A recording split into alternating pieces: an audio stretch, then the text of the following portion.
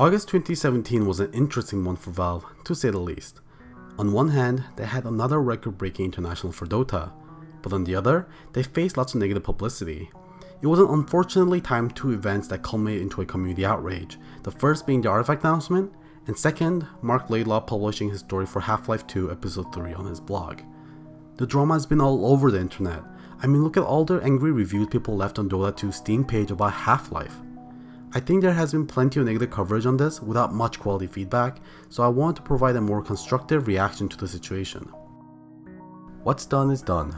Valve isn't going to all of a sudden cancel Artifact, which in truth wouldn't benefit anyone.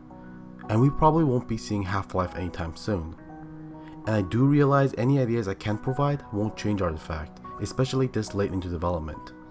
But what we can hope to do is to provide some constructive ideas that could maybe lead to better games in the future.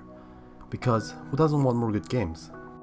Although it is unfair to judge Valve as game developers for just announcing Artifact, it is unsurprising that they receive lots of hate from the general public, and majority of this can be blamed on the genre. With a ton of various collectible card games being released in the last few years, CCGs have earned a bad reputation for being a lazy cash grab with low development costs and pay-to-win gameplay. And I remember when Hearthstone was announced, people were excited for it. Being an active Magic the Gathering player at the time, we all thought it was a great thing that someone was finally making a high quality online card game, especially considering that MTGO is notoriously terrible. Now, 3 years later, when a new online CCG comes out, reaction is usually a sigh or a shrug. What happened? And the answer isn't because people aren't interested in card games anymore, or as simple as there being too many of them, although it does play into it. In my opinion, it's because majority of these card games play almost identical to each other. They're all spin-off of Magic the Gathering's rule set, and people are just so bored of it. To me, it's one of the most uninspired, lazy, and safe thing any developer could do. And at this point, the quality of Artifact as a game is going to be very important for how the public perceives Valve as game devs. Either that they still do possess the innovation and brave originality that set their works apart as classics, or that they have degraded to just an addictive loot box casino. So what makes a game a derivative of MTG? The gameplay fundamentals I'm about to outline have become so synonymous to CCGs as a whole that it feels like they have become defining features of the genre. But it shouldn't be that way. I'll be using Magic Duel as a base for comparing to Hearthstone, Shadowverse, The Elder Scrolls Legends, and Eternal. All of these games have a unique take on the formula, but are fundamentally the same. And of course, there are plenty more like them. This is how it goes. At the start of each turn, you draw one card.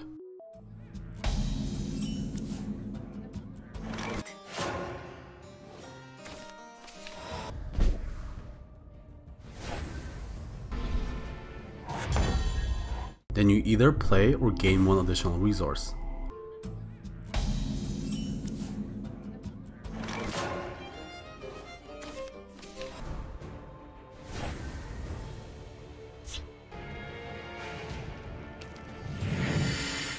Every card will have a cost associated with how strong the effect is. You can play your card by paying for it with your resource that return the next turn.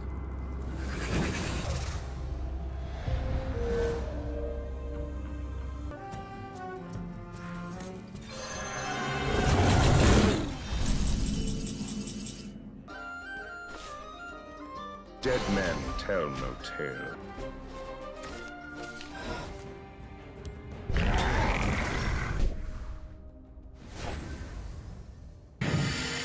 Got him in my sights. Creatures always have two numbers, power and toughness. Power dictates how much damage they can deal, and toughness dictates how much they can take before dying.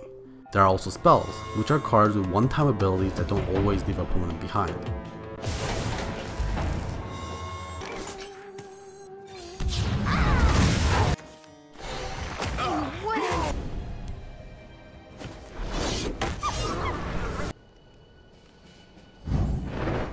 Creatures will not be able to attack on the turn they enter the battlefield, unless they have a special ability.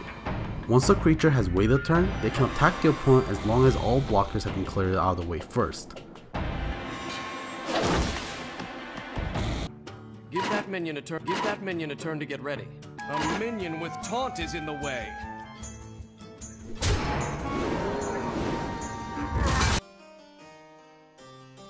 Too slow. Ooh. For the grave! I hear and obey! Now, hey.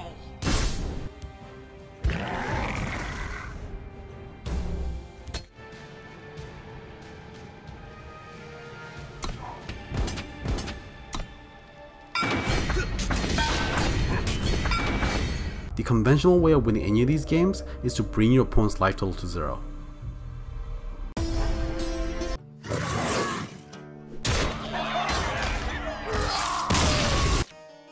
Shining hope. Your strength is formidable. Stop! We can tell you where they've taken your friend.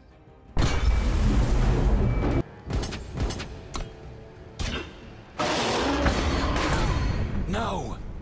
I need answers! Do you see how many similarities all these games have? If I asked someone to guess the game based on those descriptions, it would be impossible. The only core aspect of a CCG has to be collecting cards that can be used to play the game. There is so much more design space that can be explored here. It's no surprise that developers are copying Magic's formula. The game is a classic, has over 23 years of active development, and its rules are familiar to many players.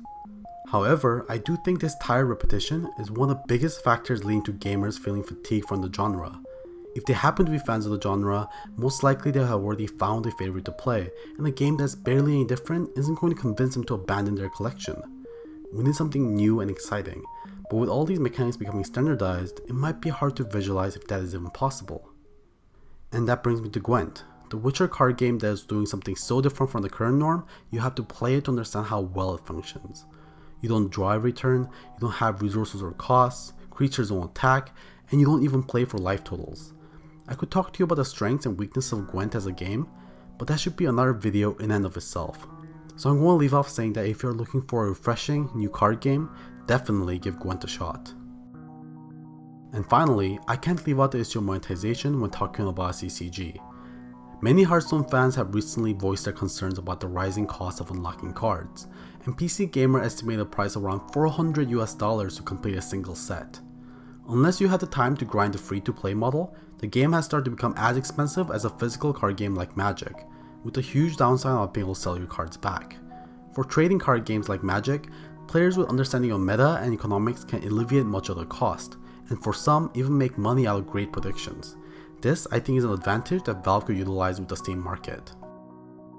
The ability to trade for cards will make it cheaper for the player because of the competition amongst the sellers and the baseline price of the pack sold in store.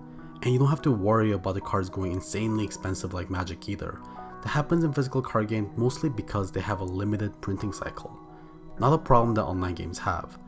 Additionally, players will be able to build specific decks they want by picking specific cards, rather than only having the option of crossing their fingers while opening boosters in hopes of getting the cards they need. To balance the free-to-play, they could simply make the cards earned through free drops untradeable, because if they don't, the economy will tank and the cards will be worth very little, which would be great for the most of us, but not very good for business. I really do hope that Valve doesn't screw up Artifact's gameplay or pay model. Although it's been a while since they've released a game, their products have always been held to a very high standard, so I'm cautiously optimistic. And if you also want some recent insight to Valve's design philosophies and their missed deadlines, take a look at the email Reddit user DankBooty received from Eric Johnson regarding the delays to Siltbreaker, a co-op campaign for Dota. He says this: when you set out to build a product that has a lot of invention to it, new game design, new art concepts, new player experiences, etc., you either have a foggy idea about what the final product is going to be, or you have a clear idea that you end up course correcting as you build it. At some point along the way, you need to let people know what is coming, so you set a date. Near the end of production, you've solved a bunch of the problems that you didn't even know existed when you started, and you've also spent a huge amount of time trying to zero in on the hardest part to schedule, which is actually producing fun gameplay. We haven't found a good substitute for getting there other than just playing the same thing over and over again, iterating on what is working, and cutting the parts that failed to. It's really hard to guess how long this part of the process is going to take. And maybe that's the whole that episode 3 ended up falling into. They just couldn't get the game to be fun and interesting enough for their standards even after multiple iterations. If they wanted, they could put out a bad episode 3, and we know it would make good money even if it was awful. And many major developers have gotten away with much worse. But they would choose not to release a game at all over releasing one they're not happy with. So for the time being, we should lay down our pitchforks as we hold our judgment on a game that has yet to be released. Thanks for watching my video. This is the first video I've put together, so the quality isn't quite there yet, but I'm going to be working on making it much better. I'm planning on uploading regular content on this channel about game design and critiques, so subscribe if you're interested in that. And if you have any thoughts or opinions, feel free to leave a comment. I'm happy to discuss. Currently, I'm working on videos about Nier Automata and Gwent. I'll talk to you next time.